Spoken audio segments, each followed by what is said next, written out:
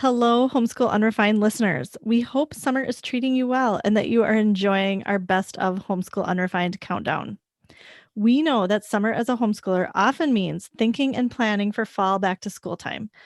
We've been thinking about all of you too during this time, and we want you to know we've got you with a couple of different opportunities. First of all, we're re-releasing our Back to School Summit, which is a 3-part audio series designed to equip and inspire you as you are planning to go back to school. Each class is about an hour long and has accompanying PDFs and partner episodes to get you feeling confident about your year. In addition to the 3 classes, we're including our curriculum guide and our app guide as well, all bundled together in one package. The way to get this Back to School Summit is to join us on Patreon at the $5 level because patrons get it for free. But wait, there's more. We have also decided to expand our Back to School Summit by creating 3 more live classes. Our first class is coming soon, August 4th, from 7 to 8 p.m. Central, and it's called A Quick Start Guide to Launching Your Year. This is for new and experienced homeschoolers and will be just that, an easy way to get your year off the ground so you're all ready to go for fall. The next 2 classes will be in September and October and will be about learning differences in mental health, and then elementary school and middle school and high school. So you can look forward to that. And even if you can't make it, they'll be recorded and you can watch or listen later. In order to get these 3 expanded classes and continuous live monthly classes, you can join us at the $10 level on Patreon. There are lots of other Patreon benefits as well for both the $10, $5, and $10 supporters. Like we're bringing back our Patreon-only Facebook group, 2 extra monthly episodes, and first to know news and announcements. To find out more, you can either head to patreon.com/homeschoolunrefined or our website, homeschoolunrefined.com/summit. We will, of course, put all these links in the show notes. We know back to school time can be exciting and also sometimes stressful. We want you to know that we understand and we're here to support you. We'll get you through it together.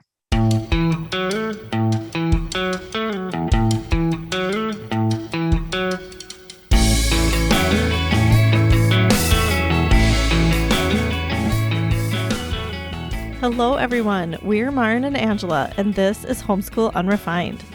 Welcome to our spring and summer 2022 season. This whole season is going to be a treat for you. As some of you know, we've been creating this podcast since 2016.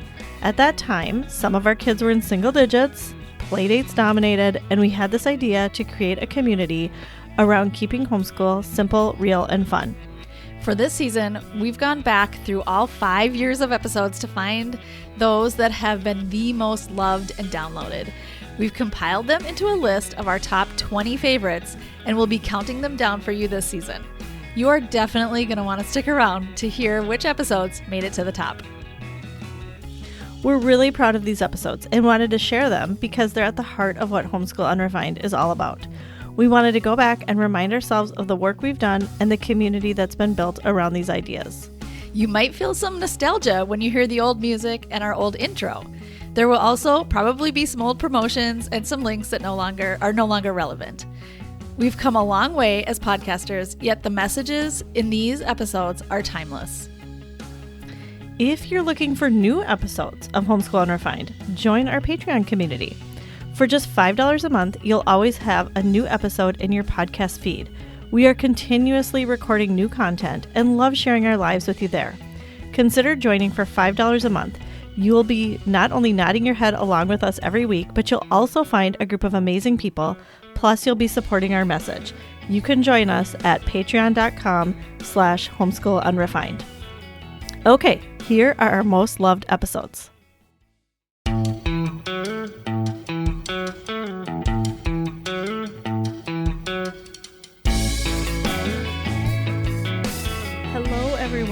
We're Maren and Angela, and this is Homeschool Unrefined.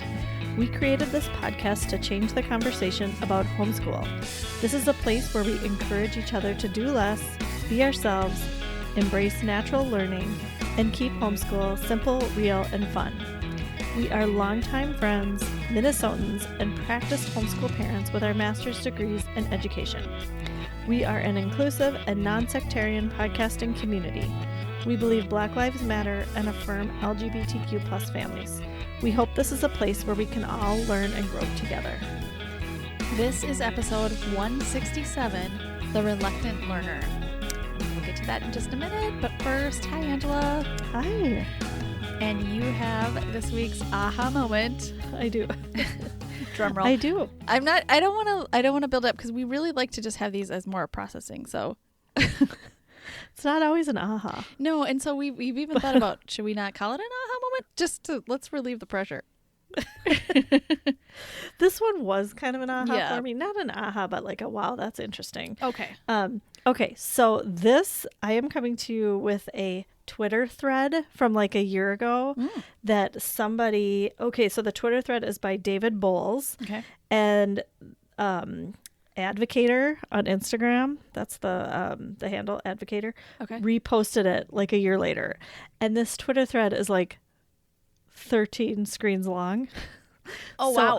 I am going to pull out the important stuff, but then I also think a lot of it is important. So it might be long, but I want to read it. You know I what? posted it in my Instagram stories like a few days ago. Good. If you follow me, maybe you saw that.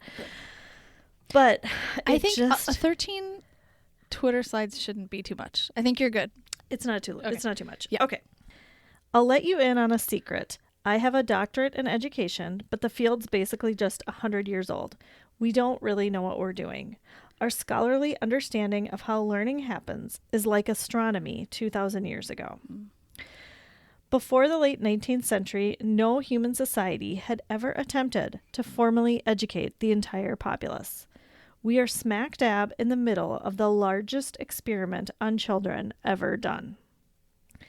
Most teachers perpetuate the banking model, which is where kids are like piggy banks, empty until you fill them with knowledge. They also use the Lyceum model, which is learning through lectures and research. This is ineffective with most kids. So what's worse is the key strategies we've discovered, driven by cognitive science and child psychology, are regularly dismissed by pencil-pushing, test-driven administrators. Principals and superintendents flout research. He's obviously generalizing. Okay, Yeah, this yeah. is his opinion. Okay. He says, things we do know. Homework doesn't help, especially with younger kids. Students don't learn a thing from testing. Most teachers don't either. It's supposed to help them tweak instruction, but that rarely happens. Spending too much time on weak subjects hurts. Which, Ooh. wow. Yeah. Okay. Do you want kids to learn? Here's something we've discovered. Kids learn things that matter to them either because the knowledge and skills are cool or because they give the kids tools to liberate themselves and their communities. Maintaining the status quo? Nope. Kids are acutely aware of injustice and by nature rebellious against the systems of authority that keep autonomy away from them. If you're perpetuating those systems, teachers, you've already lost. They won't be learning much from you, except for what not to become. Sure, you can wear them down. That's what happened to most of us, isn't it? You saw the hideous flaw in the world and you wanted to heal it. But year after numbing year, they made you learn their dogma by rote. And now many of you are breaking the souls of children too. Whoa. For Whoa. what? It's all smoke and mirrors, all the carefully crafted objectives, units, and exams. We don't know how people learn. We barely understand the physical mechanisms behind memory, but we do know kids aren't empty piggy banks. They are brimming with thought. The last and most disgusting reality, the thing I hear in classroom after classroom, education is all about capitalism. You need to learn these skills to get a good job. To be a good laborer, to help the wealthy generate more wealth while you get scraps. That's why modern education is a failure. Its basic premise is monstrous. Why should I learn to read, Dr. Bowles? Because reading is magical. It makes life worth living. And being able to read, you can decode the strategies of your oppressors and stop them with their own words. Whoa. Boom. Oh my gosh. I feel like we could have a whole episode about this, about this Yeah. Twitter thread and pick apart each of those slides. I know. We're not gonna do it justice Because in I like wanted 2 to minutes. say, yes, I wanted to say something about each one. I know. There's a lot there, Angela. Wow. There's a lot there, and it's he has a doctorate in education. He researches this, so like he has some authority. Obviously, he's saying some harsh things about educators, who are all like trying their best in the system. Like I feel like teachers and administrators, to varying degrees know this stuff. Yes. Oh yeah. Absolutely. But they can't change it. Yep. They're in a huge system that it's like changing the rudder of a huge ship, right? It's just so much work. And I remember kind of educating my husband on this when I was a teacher. Oh. When I would talk about this kind of stuff, and he'd be like, well, can you just like change it? And I was like, no, I mean, like all of my energy is going towards helping every single kid in my classroom do their very best. And, like, because we're kind of like I feel like the teachers are the ones who are all hands on deck and just like, doing the work that they know personally needs to get done, but not because of the system. They're doing it because they see it, the need, right? And so there's this big system that they're actually like, they're just not compatible almost, I think, a lot, so I feel like teachers are already too worn down and worn out to tackle the system. Yep. They're just doing the best they can. Right. We can't help the kids right in front of our face when we're working against, a huge system that's already in place. Yeah. So yeah, and you're right. The other thing I liked about it is that this is all kind of an experiment. You've said that you say this a lot about, education. You've said this Do I? a lot. Okay. Yeah. This is an experiment. We're all just experimenting. Oh, yeah. Yeah. It is. And it just felt like I don't know that I've ever really thought about it the way he put it, but like the fact that this is so young, what we're doing is just still brand new. Yeah. And I'm thinking, what's it going to be like in 1,000 years? Right. I can't even fathom. Right. I know it. I hope better. I hope we'll have learned things. Yeah. And, but it's very, like also kind of freeing to think about it this way. Like, you know what? I'm just doing my best here. Yes. So exactly. Nobody really knows what they're doing. I mean, people know a little bit, but they also we don't know that what we're doing is the best for our kids, or could it be harmful? I don't know, especially if they're in school. So we are just all doing our best. Right. And yes, you're right. It's just, and it's tough because when you're on this moving train that's already going one direction, you're like, I have to do my best right here where I'm at sometimes. So, this is where I think our podcast is so important, because we're here to just say, like, give yourself credit for what you're doing right now. You're listening to your kids, you're changing things up, and you're just, you're being who you are. When you are yourself, I mean, there's just, and you are celebrating that about your kids. For sure. It just opens up this whole new world, this whole realm of learning, possibilities, health, mental health. I mean, all of it. Right.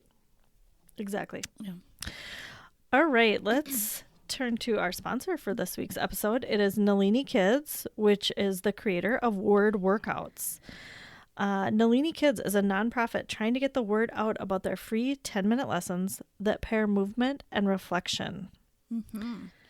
They have lessons that your kids go through an emotion while exploring how it feels in their body. And what an important time to have access to something like this. You can look up something like anger, courage, and there are these 10-minute lessons. Usually there's like the very first couple minutes are movement, and then it's like kind of learning about how that emotion can work through your body. And it's just so wonderful. For sure. Mental health is so important right now. We talk about that all the time. We are talking about that in our families all the time. It's not something that is usually emphasized in lessons. And so I feel like this is a really important and a quick and easy thing that you can do with your kids. Yes. And it's free.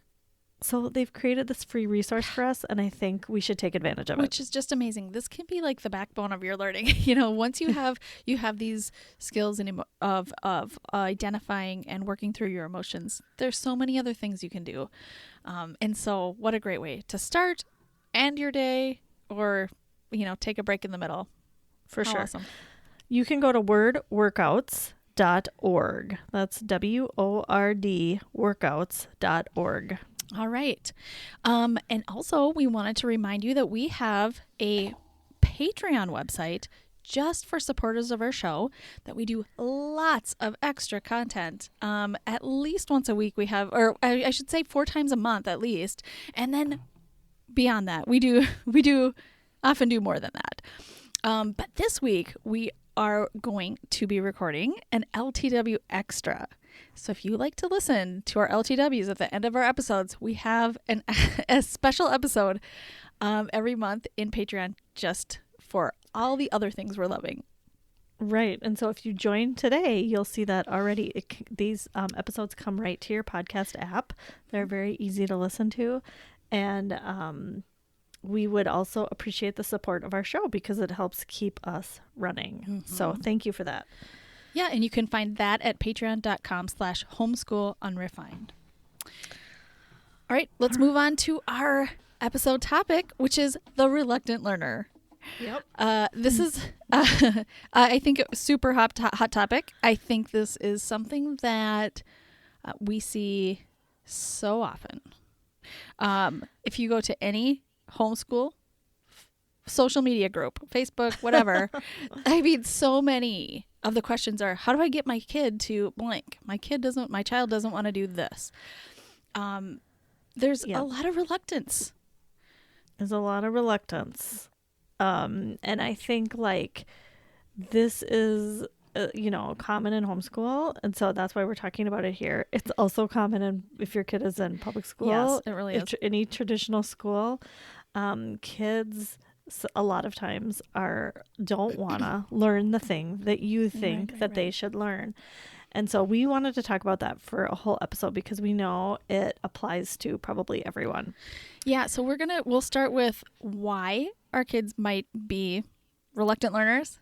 Yeah.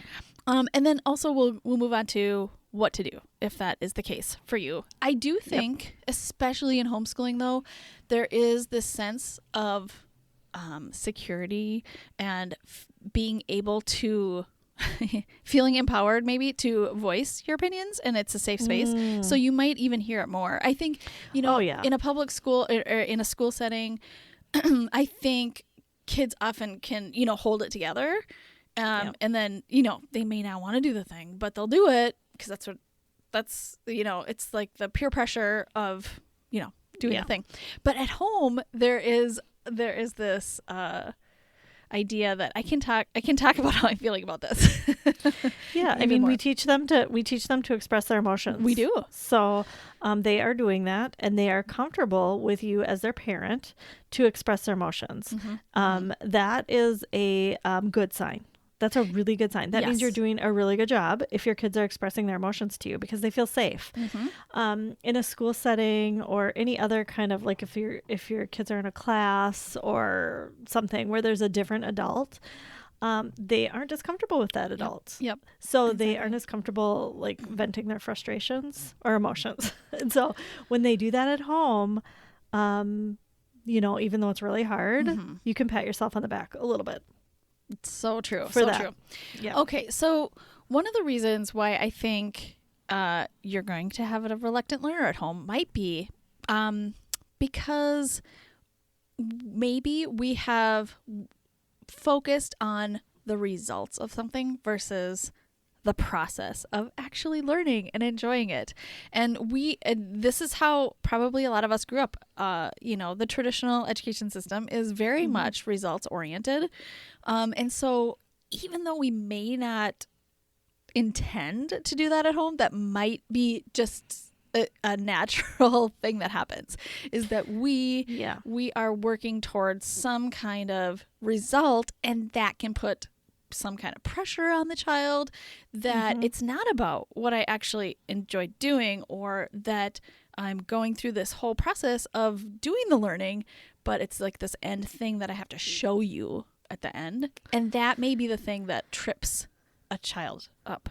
For sure. And so you might be thinking, well, I don't do grades. I don't grade stuff. That's something I'm not doing in my homeschool. But maybe you are wanting to finish the book. Maybe you are wanting to spend a half an hour on the subject every day.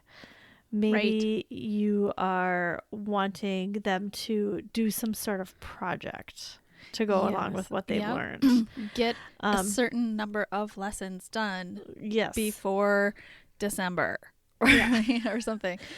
Yeah, and so that can take the enjoyment of learning away, and it can reveal that maybe what you really want is to just like finish this, or say you did it, or make yourself and your kids feel good about doing it, or something like that. Yeah. And I don't want to, like, there's no shame. I've done that many times. Totally. So if that's you, it's okay. But it's just good to be aware of these messages that we're sending our kids, even subconsciously, when we don't realize it. Another thing that is very common, and I've seen this in my family a lot, is that they're just not ready for the thing that you're teaching, or that you have planned for that day. It could be that they're hungry when you always, do during that math time or whatever. They might be very hungry, tired. And it might not, there's just so many nuances to all this. It could be that they're tired. That's their dip in their energy during the day or something, there's just so many reasons why they might be tired even. They may have gotten a lot of sleep the night before, but still, there's lots of other reasons. It could, like I said, it could be the time of the day that's just not working, that just an adjustment of time might work.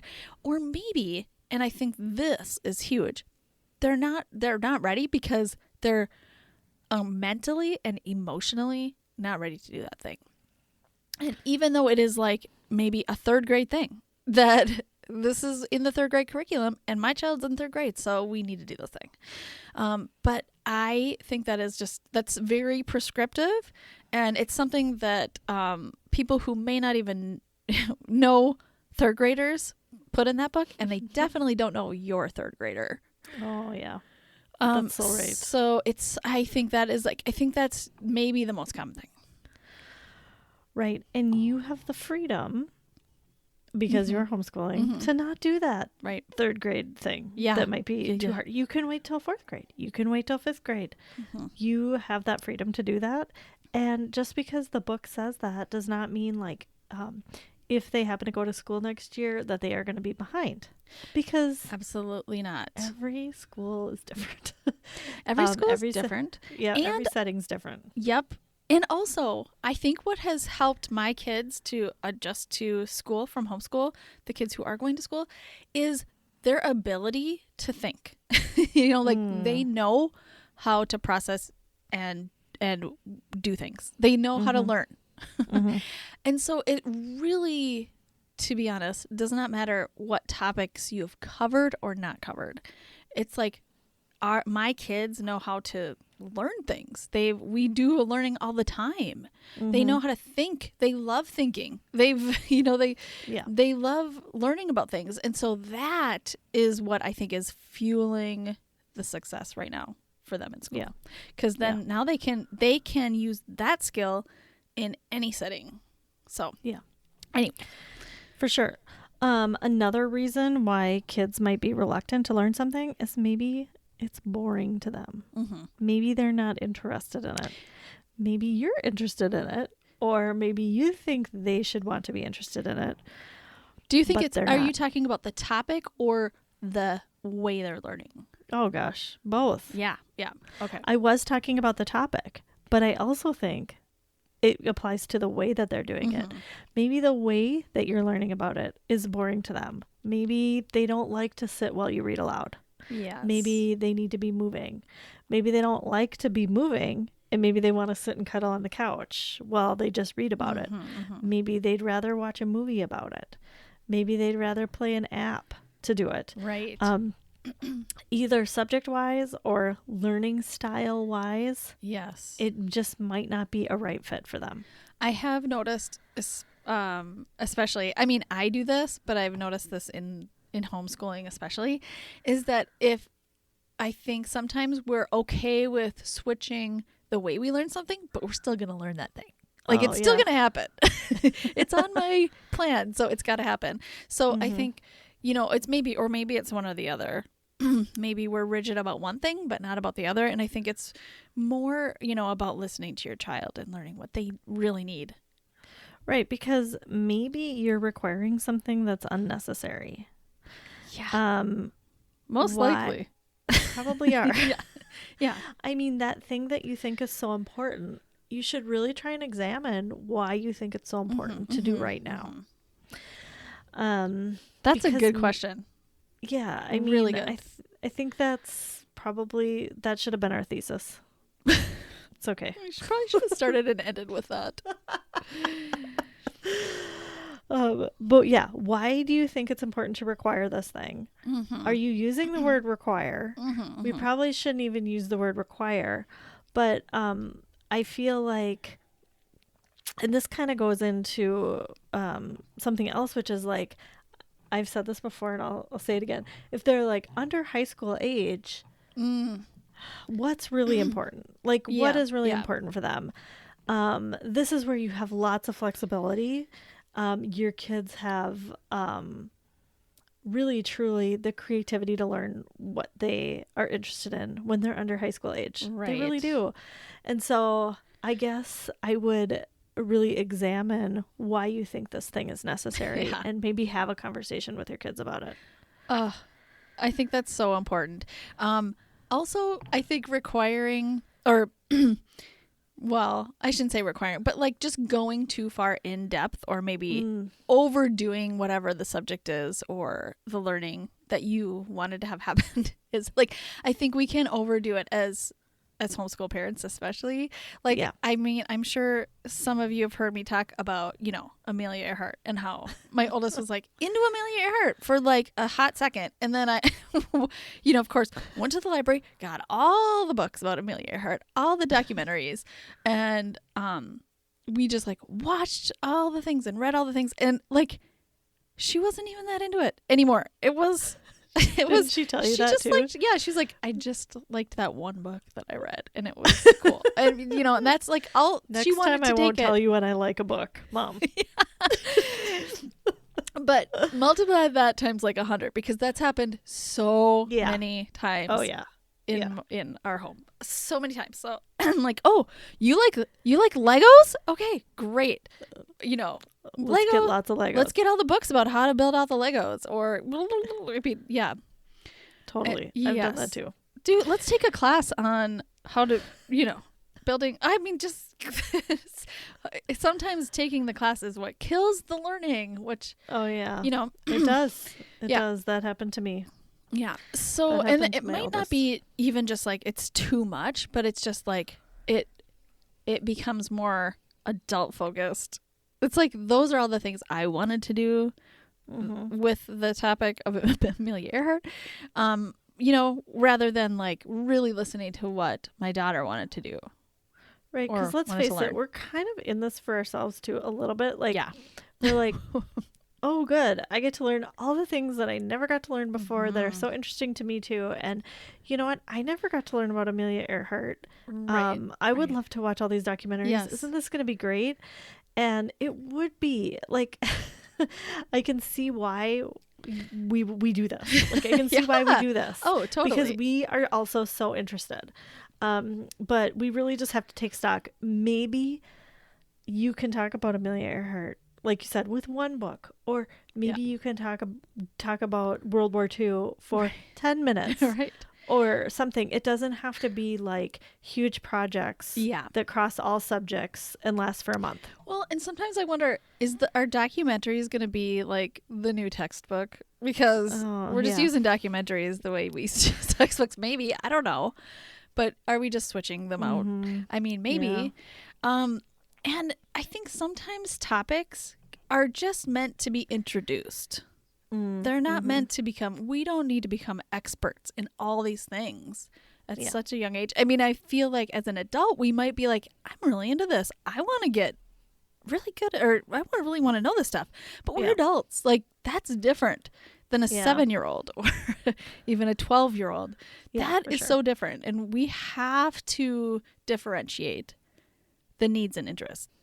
All right, let's move on to what to do when your kids are reluctant, or when you have a reluctant learner, maybe about one area or subject or all of them.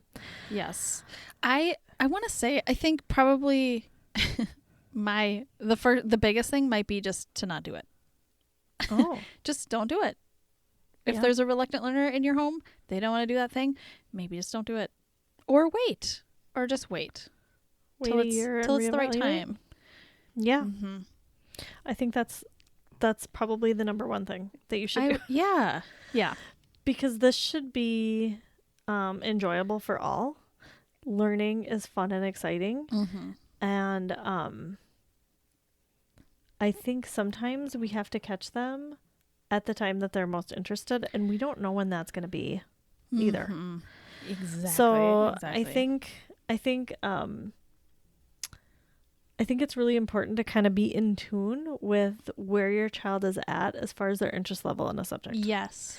Because when they are most interested is when you will, I hate to say it, I'm not going to say it that way. I was going to say get the most bang for your buck, but really I don't really like that phrase, but I do mean like they're going to learn the most in the shortest amount of time because they're really so interested. It's going to be the most efficient learning and the most enjoyable learning. Yes. And so like you have to think about it like, where is the high interest? Where is their interest the highest right now? That's where you want to you want to catch them. Yeah. At the peak of wherever they're at right now. Yeah. One thing that I think you should do actually ahead of time and so like before your child becomes a reluctant learner is to ask them like what their goals are for the year and what they want to learn, right?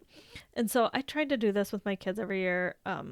Sometimes it worked better than others, but before they get into the school mode, ask them what they're interested in learning, and then try and focus on those things. And if your child says, I really want to learn fractions this year, and then you get to fractions and they are not really into learning fractions, you can go refer back and say, you said you really wanted to learn fractions this year. Let's talk about that. Yeah. Do you think we need to wait a little bit? Are you still really interested? And maybe the way we're doing it isn't working for you. How do you think we should tweak this a little bit for you? Or what do you think about this now? And so then you're collaborating with your child on this thing. I like that. I like that line of conversation that you just went through, because I think what can easily happen is say it in maybe just a different tone. Like, you said you wanted to do this. So we're doing it. So you can't complain anymore, which is not what we're looking for at all. In fact, it's more just like, okay, remember this was important to you. So I want to help you reach this goal that was really important to you. So let's talk about all the things we could tweak, we could change, we could make it so that you understand it better and it's doable. Maybe you just do one lesson or one problem a day or something. Maybe you get out manipulatives. Maybe whatever. There's just lots of choices there, so that it doesn't feel shaming or like they made a big mistake. They'll never make a goal like that again because they don't want to feel like held responsible for that. So I really like how you used that language to empower them, to help Yeah. them figure it out. And I think that's a big part of this whole thing is self-awareness. When our kids know what they need and want and how they thrive, what works best for them, oh my goodness, like how awesome to be able to know this stuff as a child, and so that when you become an adult, you have all this information about yourself and you know how to proceed so much better. And I just think I never had this kind of learning growing up, and it has taken me so long to figure it out, how to even verbalize what I need a lot. Yes. Let alone know, but just like to verbalize it is another whole thing. So, oh my goodness, what a priceless tool you can give your child to be able to know what they need and then and follow through with it and do it and be heard and feel this is normal. I know what I need, or I can get help figuring out what I need, and I can verbalize that, and then I'm heard, and things change as needed. That's huge. That's huge. Yeah. In full transparency about that, I was going to say that when I talk with my kids about our goals for the year, if they don't talk about like reading, I usually say like, and these things are important to you. I have a few things that are important to me too. So can we collaborate on that? And so I will say like reading is really important to me. Reading, like listening to a book is important. So how would you best like to do that? Would you like me to read to you? Would you like to read with your siblings or read alone? Would you like to listen to audiobooks by yourself? And then I give them that freedom in the thing that I think is really important. Are the books I pick out not that great and you want to pick out your own books or, or whatever it is? Or do we need to try a different genre? Right. And I think, so anyway, I think there's a way to kind of also include the things that are important to you with giving them a lot of freedom. And I don't do that a lot. Like I never had like 5 subjects. I probably had like 2 small things that were important to me. Yes. So it's not overwhelming. So it's not overwhelming. Yeah, and then they know like actually most of the stuff that I'm doing is my interest. Yes. Yeah. There's a lot of power in that for sure. Yeah. And then like we said earlier, you could just change the method of how you're doing things. You could change the time of day. Amount of time you spend, I think, is a huge one. Really huge. Do something fun afterwards. There can be a lot more buy-in if they know, I know I'm going to do this thing because it's important to my mom or my parent. And then they're going to, we're going to do something fun together afterwards. I think that is a mutually respectful, setup for sure. For sure. Or the other way around, like you guys all go out and do something fun or a thing that the child likes. And then afterwards you do 10 minutes of whatever subject. Yes. And sometimes, maybe you need to just change the focus of whatever subject. Like maybe math it's really important that you do cover something in math, but maybe fractions is just not going right now because that is not what their brain is ready for right now. Yeah. Possibly.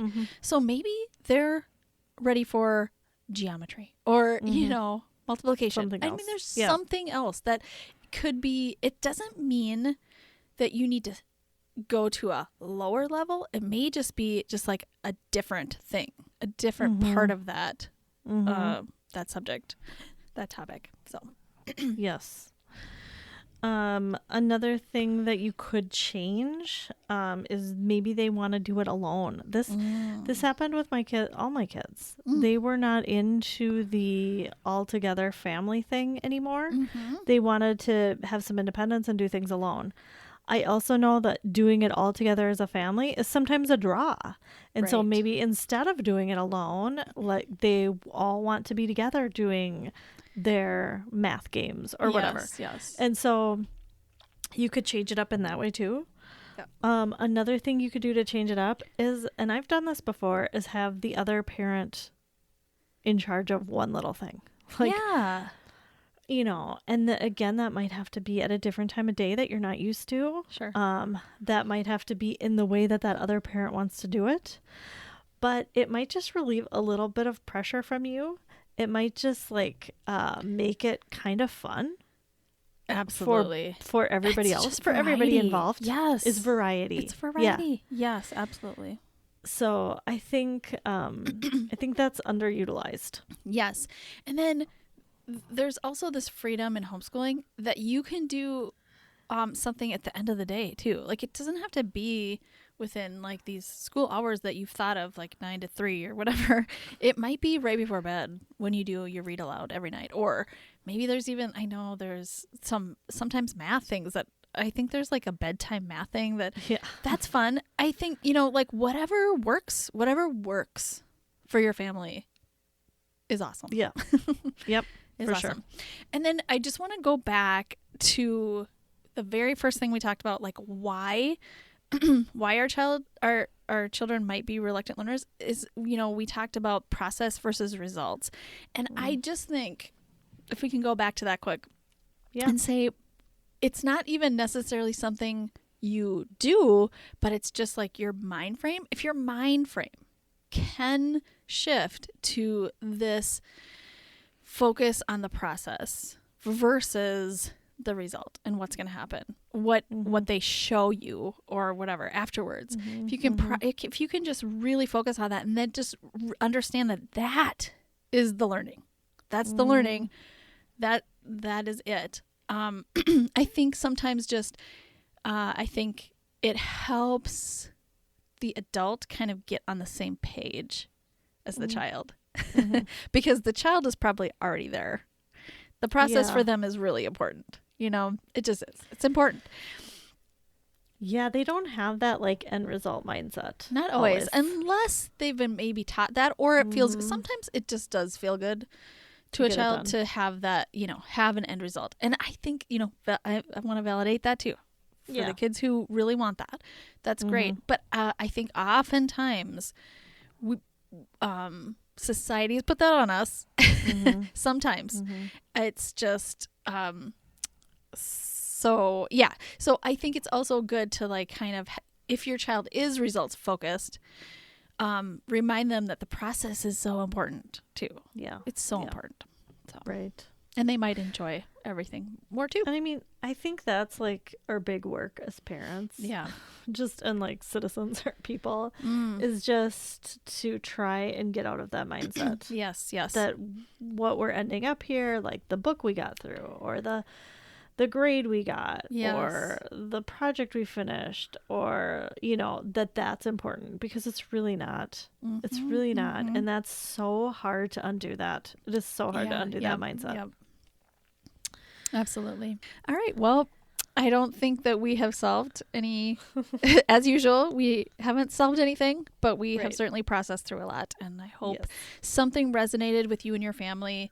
And we would love to hear from you if you have any thoughts too on that. Yes. All right. Let's move on to our LTW, Loving This Week. All right. Maren, what are you loving this week? Okay. I'm loving a book, and it's called The 7 Husbands of Evelyn Hugo. Oh, yeah. It's by Taylor Jenkins Reid. This is the book I needed right now. There's been a lot of stuff, a lot of big transitions in our family right now. I mean, it is, I feel like I, really have to be present and on with my family. And this has been just like the perfect escape for me. Yes. It's about a kind of aging and reclusive Hollywood movie icon, Evelyn Hugo, and she wants to do a memoir of her life and just reveal like everything about her life. And she picks this like journalist who is not very well known. She's like not a big deal, Monique, and Monique is wondering like, why did you pick me? And anyway, as she tells Monique her life story, it's revealed why she picked her. And so it's just the story is it's this just epic story. It's her whole life, you know. Yeah. And it's so interesting, and I just loved every minute of it. Yeah. I read this book like a few years ago and I felt the same. Yeah. I think this is a must read. It's a great fiction to just sink your teeth into. Yes. I loved too that Evelyn Hugo had she had 7 husbands. It's in the title, Yep, right? yep. And when you think of somebody with 7 husbands, you form judgments Yep. probably about like, why did they have 7 husbands? Mm-hmm. And I think this book does, obviously a really good job of humanizing her and somebody like her who, what was their life like that led them to be married and divorced so many times. Yep. And you really, it creates a lot of empathy. For me, it did, at least. Yeah, absolutely. So. Taylor Jenkins Reid also wrote another, I think it was one of our LTWs a long time, or maybe a year or two ago. It was Daisy Jones and the Six. Yeah. Yeah. So also about, it was about a band, right? Yeah. And their story of this band, Yeah. and each person in the band, and which was so interesting. This one, I have to say, captured me even more than that. Yeah. I think me too. Yeah. Me too. Yeah. Okay. How about you, Angela? What are you loving this week? Okay. I am loving a true crime podcast series Okay. short series. I don't know the name of it, but whatever. I don't know the category. It is called Suspect. Okay. It actually was just released, I don't know, maybe like a month or so ago. And it's got 9 episodes. And it is the story of Arpana Janaga, who was murdered in Redmond, Washington in 2008. Oh, wow.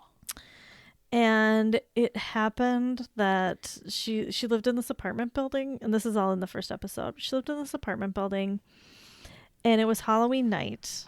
And they had their apartment building had a Halloween party, like a lot of the residents did. And so the residents were like going to each other's apartments and drinking a lot. These are young adults. She was like 24. They were drinking. They were all dressed up. They were staying up late. And then she was murdered that night later after she went to her room. So it's about the case. And it's also a lot about the criminal justice system and how it is sometimes unfairly targets Black men. It is also, what was so interesting to me about it was about DNA, which, okay, like I thought DNA, like when you found DNA at the crime scene, that meant that person like did it. Okay. But actually DNA has progressed so far now that there are microscopic DNA is on everything. So if you like touch a doorknob at the Target, your DNA is there and it will pick up. Oh, wow. And so and somebody like, will pick that up? Yeah, they can pick that up now. Oh. So like across her apartment there was lots of DNA from lots of different people because people were in and out of her apartment. Sure. It's not like and so because there's so much DNA everywhere now, you can't just say like that because this person's DNA was there that they did it. Right. Really, right? Right. Because like your DNA and my DNA is probably everywhere on things we've touched. Yeah. Right? Yeah. So I didn't know that we'd progressed that far. And so it's about that too. And I just thought I needed something to binge. I needed something to capture my attention. And this does that. It reminded me a bit of In the Dark season 2. It reminded me a bit of that. And it's just, I don't know, it's really well done. I don't know. I found it I Googled true crime podcast. That's what I did. Oh, wow. I Googled true crime podcast. And this was the first thing that came up. And I was like, all right, I'll listen to it. It's really good. I'm like, why have I not heard about it before? I don't know. I don't know if it's because it's new. Well, maybe there we will are a start lot to of hear true about crime it. podcasts. I know. So maybe it's just. But some of them are great. Like everybody's trying to do them. Agreed. Like, and some of them are not great. This is very well researched, very well reported. Okay. They've been working on it for years. So that's awesome. it's really, really well done. Okay. As a reminder, we have a Patreon episode coming out that has more of our LTWs. It's an LTW extra just for our patrons. And Patreons get to join this amazing group that we have. It's $5 a month. Go to patreon.com/homeschoolunrefined. All right. Thank you, everybody, for listening. You can follow us on social media. We're on Facebook and Instagram at Homeschool Unrefined. We have links to everything that we talked about, either in your podcast app or on our website, which is homeschoolunrefined.com. And we will see you next week. Thanks for listening. Homeschool Unrefined is created and produced by Maren Gorse and Angela Sizer. Amanda Ginn is our content and marketing strategist. This podcast is listener supported. Join our growing community at patreon.com/homeschoolunrefined. We donate 10% of all Patreon income and product sales to The Conscious Kid, a Black and Brown-led organization that has been instrumental in our own evolution and in leading the way in both ideological and tangible change with their work in parenting and education through a critical race lens. No matter how you homeschool, you are exactly who your kids need. You're doing great.